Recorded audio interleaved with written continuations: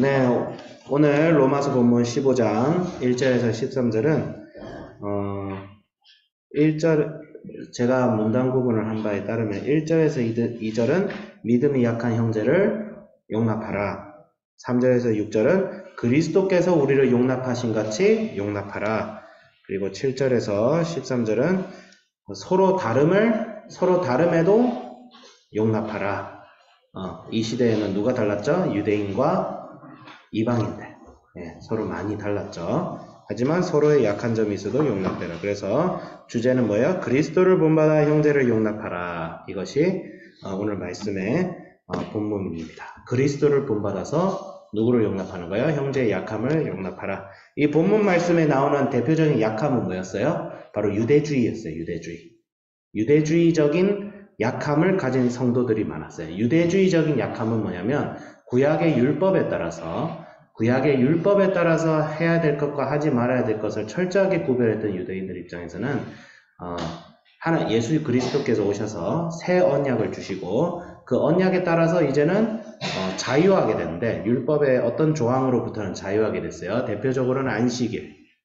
원래 유대주의적 모세의 십계명에 따라서 지켜야 됐던 안식일이 이제는 신약에 와서는 이제 예수님이 오시면서 완성되어졌죠. 주일 성수를 하고 예수님을 통해서 날마다 안식일을 누리게 되면서 안식일이라는 계명 자체는 그 절기 자체는 효력을 잃게 되었지만 유대교 출신 사람들은 여전히 그것을 중시했고 또 제사상에 바쳐진 고기 문제. 고기는 고기였어요. 고기는 고기였고 이방 사람들 입장에서는 고기는 고기인데 특히 여기서 이방 사람들 대다수는 어디 출신이에요? 헬라 출신이에요. 헬라 사람들은 뭘 좋아해요? 이성적으로 판단하는 걸 좋아합니다. 굉장히 논리적인 사람들이에요. 헬라 사람들은. 그래서 야 이성적으로 고기는 고기잖아. 그럼 먹으면 되지. 그러니까 유대 사람들 입장에서는 털끝 하나라도 더러움이 있는 것을 별로 안 좋아해요. 그래서 헬라 사람들은 어떻게 보면 깐깐한 사람들이고 유대 사람들은 결벽증 환자들이었어요. 결벽증 환자와 깐깐한 애들이 서로 모여서 한 예수 그리스도를 찬양하고 있는 상황인데 서로가 서로를 지금 비판하고 용납을 하지 못하는 거야. 야, 헬라인들은 어떻게 저렇게 저 더러운 것에 참여할 수 있느냐. 그렇게 하고. 헬라 사람들은 야, 쟤들은 뭐 저렇게 무식하냐. 그렇게 얘기를 할 수 있죠. 그런데 사도 바울은 무엇을 하든지 간에 너희들이 어떤 모습으로 있든지 간에 예수님 안에서 하지 않으면 죄다. 믿음으로 하지 않으면 죄다. 너희 자신을 위하지 말고 너희 형제를 위해서 해라. 그래서 사도 바울은 복음을 전할 때에 내가 율법 아래에 있는 사람에게는 나도 율법 아래에 있는 사람처럼 하고 야만인들한테는 나도 야만스러운 사람처럼 하고 그 당시 야만인들은 뭐예요? 그리스 밖에 있는 사람, 저 북쪽에 게르만족 애들한테 복음을 전할 때는 나도 게르만족 애들인 것처럼 해서 복음을 전하고 그렇게 했죠. 그런 것인데 중요한 것은 뭐예요? 그에 따라서 그리스도를 본받아서 서로를 용납해라. 누구처럼? 예수님처럼. 예수님처럼. 그래서 로마서 전체의 우리 구조에 따르면 뭐예요? 로마서는 일단 오직 믿음을 강조하죠. 오직 믿음. 그래서 1장에서 4장은 오직 믿음으로 내가 구원을 받고 5장에서 8장은 오직 믿음으로 우리가 화평을 누리고 성령을 받고 9장에서 11절은 오직 믿음으로 이스라엘 사람들도 구원을 받고 그 다음에 12장 그리고 오늘 본문이 속한 12장부터 16장은 오직 믿음으로 그리스도를 본받아 서로 사랑하는 거 이웃을 사랑하고 그러면서 봤을 때 우리가 왜 그리스도를 본받아 서로 용납해야 됩니까? 우리는 바로 예수님으로 인해 값없이 구원을 얻었기 때문이죠. 우리는 절대 우리가 뭘 잘해서 우리가 좀 경건해서 천주교에서는 가르치는 게 뭐냐면 예수님으로 인해 구원받는 건 서로 인정해요. 그래서 캐톨릭은 복음이 있긴 있습니다. 있긴 있는데 캐톨릭은 조금 이 단점이 뭐냐면 네가 예수님의 은혜를 영접하려면 너도 좀 정성을 보여야 돼. 그렇게 해요. 그러니까 예수님이 문 밖에서 문을 두들기는데 우리는 예수님이 그냥 두들기기 때문에 문 열어주면 돼 이런데 캐톨릭은 문에다 좀 장식도 해놓고 저 커피와 홍차를 조금 그런 걸 좀 준비를 해놔야 예수님이 오신다는 거예요. 캐톨릭은 그거를 의화론이라고요. 의화론. 그래서 캐톨릭은 오직 믿음이라는 가르침의 단점이 좀 상당히 많습니다. 그래서 캐톨릭이 절대 좋은 건 아니에요. 좋은 건 아니지만 거기에도 복음이 있기는 있어요.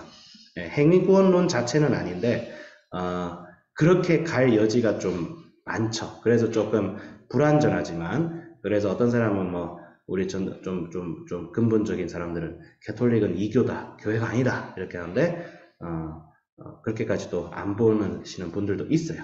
예, 그건 사람마다 다르긴 하지만 뭐 제가 봤을 때는 좀 여기 부분에 좀 약점이 많다. 캐톨릭이. 근데 우리는 그렇게 믿으면 안 됩니다. 성경적으로 믿어야 돼요. 성경적으로는 오직 믿음이에요. 하나님께서 우리를 택하셔서 우리가 예수님을 영접하게 된 거예요. 네. 그러면 안 믿는 사람들은 하나님이 안 택한 거냐? 그건 모르는 거죠. 어찌됐든 중요한 건 뭐예요? 하나님께서 문을 두들겨도 내가 문을 안 열면 안 되는 거예요. 우리가 문을 열어가지고 예수님을 영접한 거나 예수님이 문을 두들겨가지고 우리가 영접을 하게 된 거나 그 똑같은 말이에요. 그때 예수님이 문을 두들겨서 우리가 영접하게 됐어요 라고 주장을 잘하는 사람들이 켈빈주의자, 개혁주의고 우리가 문을 열었기 때문에 예수님이 들어왔다. 이걸 강조하는 사람들이 웨슬리안이에요. 오늘날 침례교, 오순절, 감리교 이게 웨슬리안이고 장로교는 개혁주의고 그래서 여기들 사이도 서로 싸워요. 안 싸웠으면 좋겠는데 다 똑같은 말이거든요. 신학자들은 별거 아닌 거 가지고 싸워요. 예, 뭐 그거 싸운다고 100원이라도 떨어지지 않는데 예. 예, 이런 말 하는 거 저도 신학을 공부해서 하는 말이지만 요즘 그런 생각이 듭니다. 그래서 오직 믿음으로.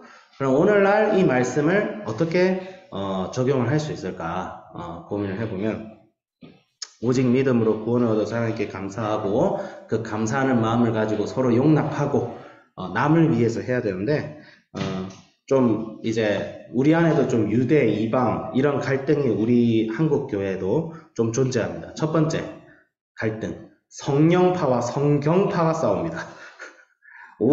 성경파와 성령파가 싸워요.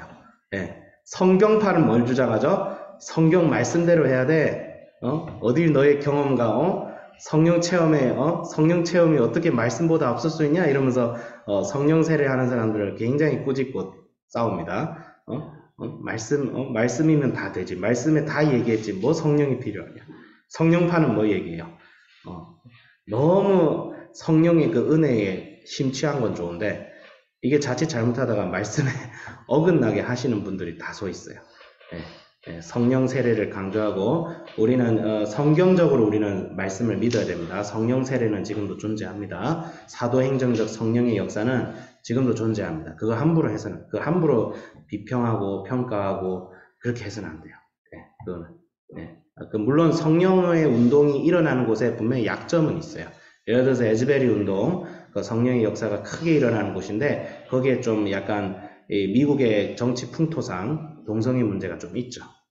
거기에 참여한 사람들 중에 그 동성애에서 자유롭지 못한 사람들이 있고, 그게 엘리안가 그 에즈베리 운동의 그 찬양하는 사역자 중 한 명이 좀 동성애적 성향을 가지고 있고 그런 단점이 있어요. 하지만 중요한 것은 하나님께서는 어쨌든 약한 사람도 용납을 하셔서 예수 그리스도를 믿게 하시고 그래가지고 점점점 그 죄로부터 멀어지게 하시는 분이시지.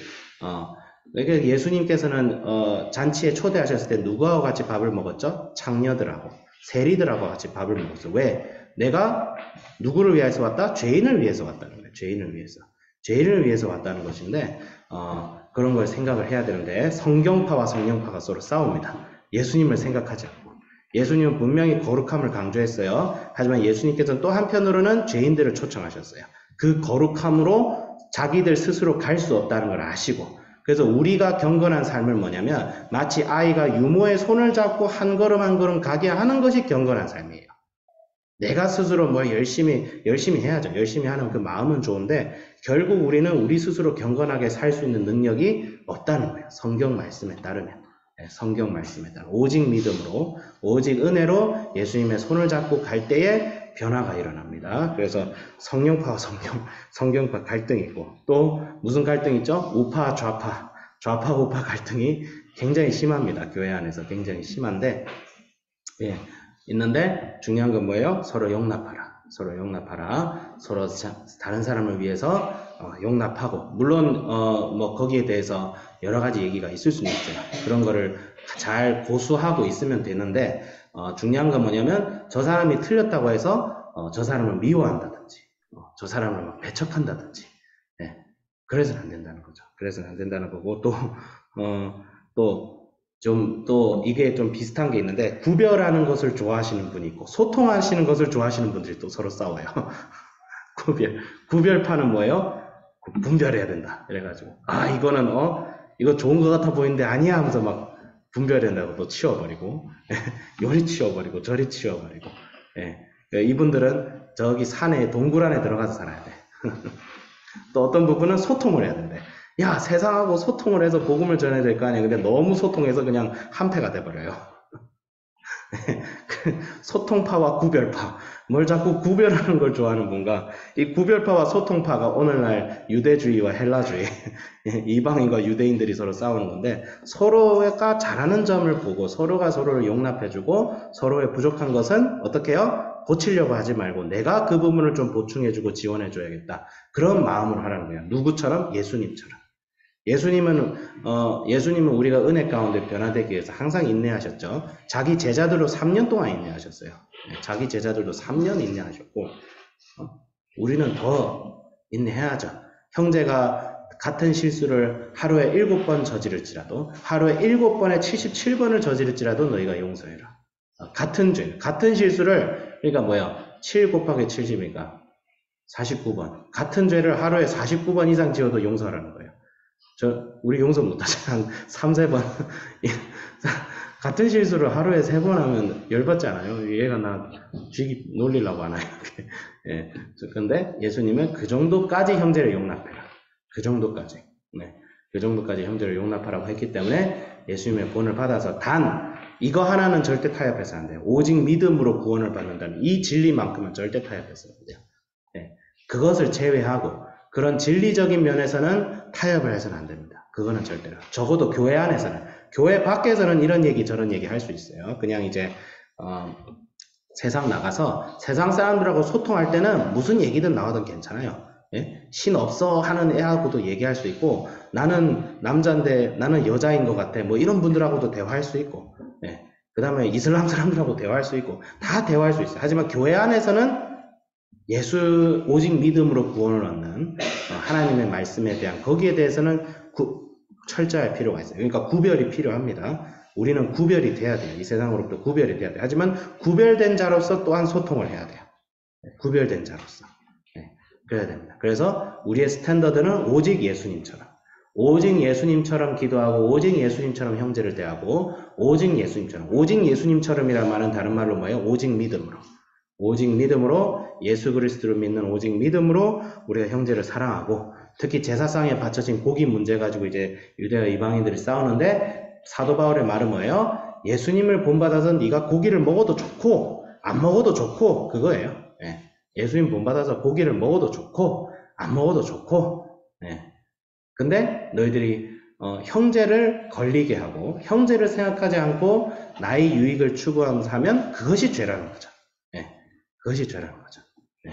그렇기 때문에 오늘 말씀을 보면서 저도 이런 부분에 대해서 약간 그런 게 있을 수 있죠.